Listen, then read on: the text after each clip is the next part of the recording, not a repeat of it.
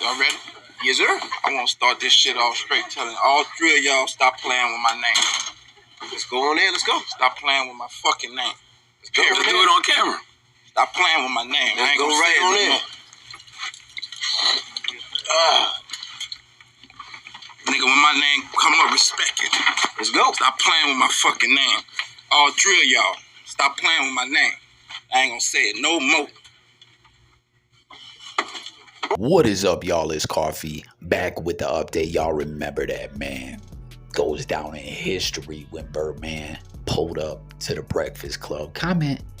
Let's go back in time. Let me know what y'all thought about that at that moment, man. Did you think that was too over the top? Did you respect it? Were you putting some respect on that? Or were you like, man, that's kind of corny? Let me know. But seems all these years later, Birdman, you see, sent a message to Charlemagne the God, and apparently they're good money now. He says, I think you mean good.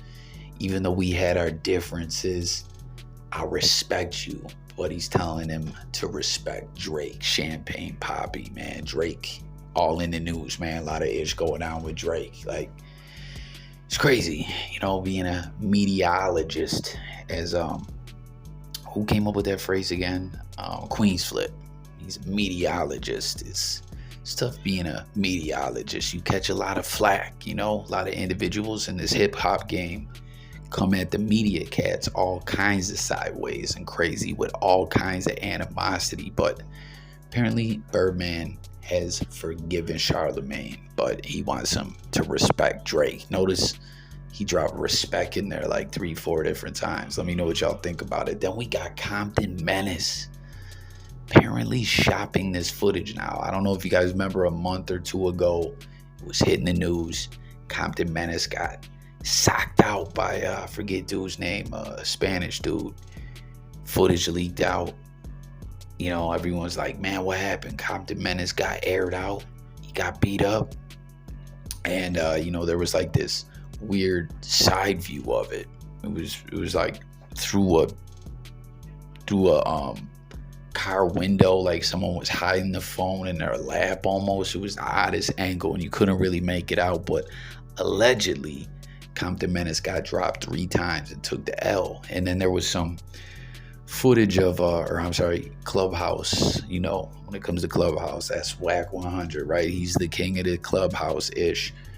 Footage out there from a room, or audio, my bad, that a room he was in and Compton Menace pulled up and, you know, was talking about the scrap or whatever, but really didn't want to get into it. He was saying leave the streets in the streets. I don't know, but apparently now he's at a change of heart and now he wants to shop the footage. He's saying, yo, Wack, who wants clear footage of this? You know what I mean? Apparently it's looking like he wants to sell it. I don't know, he don't directly say that, but I mean, if he was just going to give it to Wack, he would give it to Wack. Why would he post?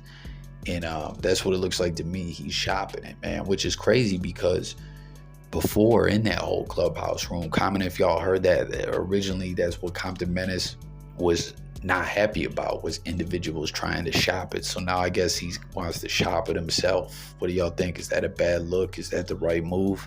Let me know below. This is like Yachty rapping. This is like he rapping for the children. And that's my, yo, dog, I had to look up how old this was when I finished listening to the album. You are 36. Your birthday is in 20 days. I Googled that too. You will be 37 years old.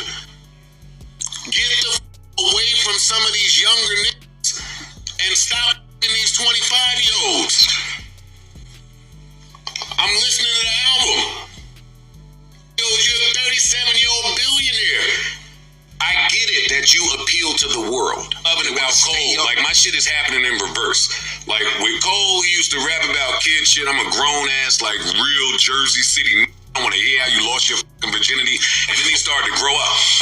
And then the rapping sounded like an adult rapping. I'm want to hear adult Drake rapping for adult people. No.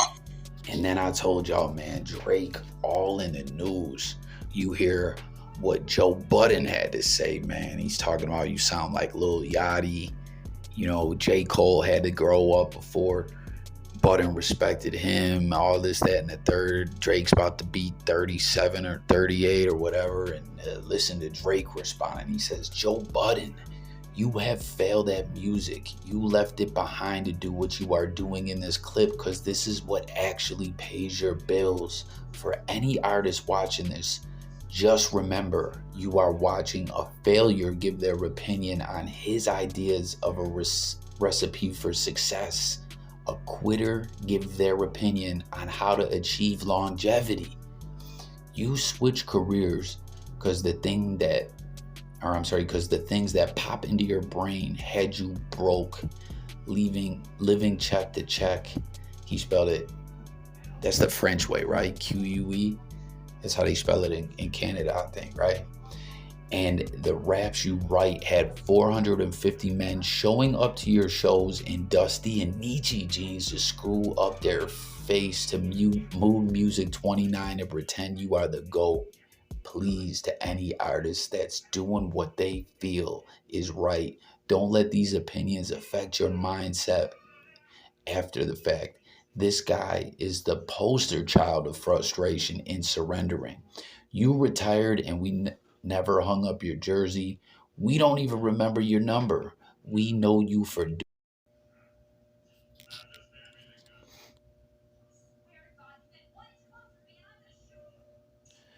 doing this. You withdrew from rap not because you accomplished all you need to. It's because it wasn't working for you. I never want anybody in the generation to think the whole everybody's entitled to their opinion is a real thing. This is a man projecting his own self-hate.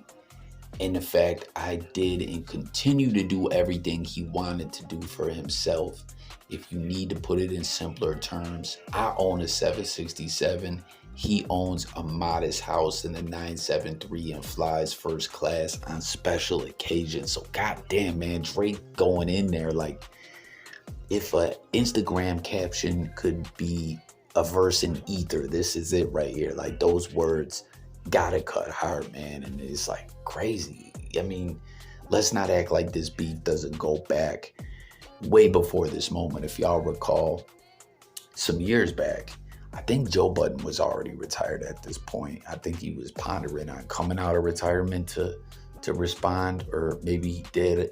Comment if y'all remember, but Drake fans were pulling up to Budden's crib and Joe Budden was running down on him and jumping over to the top, looking in the sunroof. It was crazy. Talking about, I'm going to kill one of y'all motherfuckers, man. And then Drake actually followed the fans that did that. So he was kind of encouraging fans to pull up on Joe Budden in real life. It was wild, man. Like it was blogosphere drama tied in with the hip hop world, crossing over into real life. And it's just wild, man. As some individuals have kind of said, Drake, things cut deep with Drake. I don't know, man. But what do y'all think about this whole narrative that Joe Budden is a complete failure in the world of hip hop and rap? Like you heard what Drake was saying to Budden.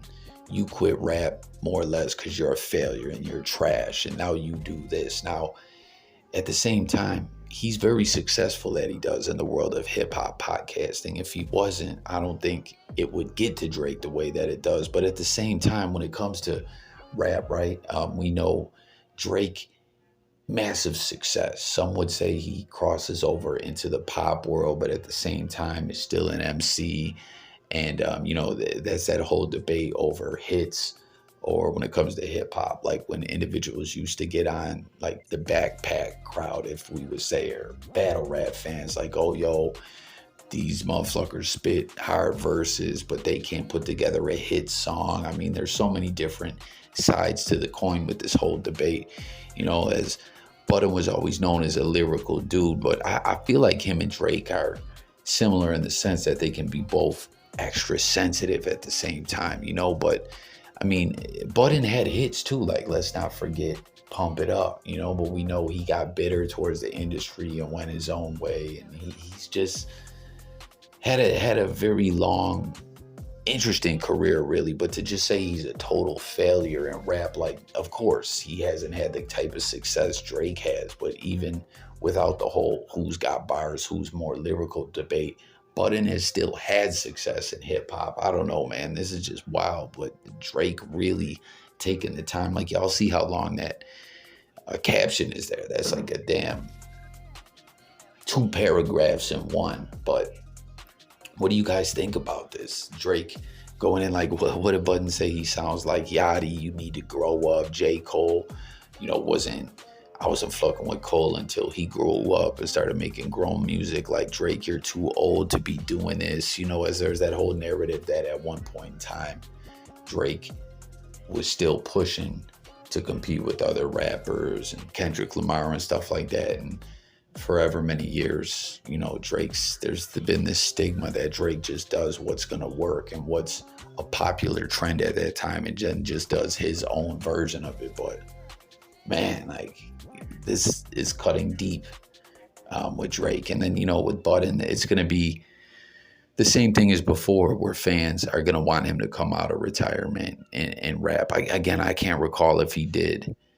I feel like he didn't back when him and Drake had beef before and the whole pull-up thing happened. But like when the Eminem thing happened, a lot of individuals wanted Budden to come out of retirement. And I don't know, man. What do y'all think about this, though? Like, Drake really, really took the time out of his day. That just shows you, that motherfuckers, no matter how much success they have, they pay attention to this blogosphere-ish. And I don't know. It's wild. I did not expect this, but the Drake-Joe Budden beef continues to live on. Let's talk about it in the comments. Stay tuned for updates, y'all. It's Coffee. Signing out, guys. Peace.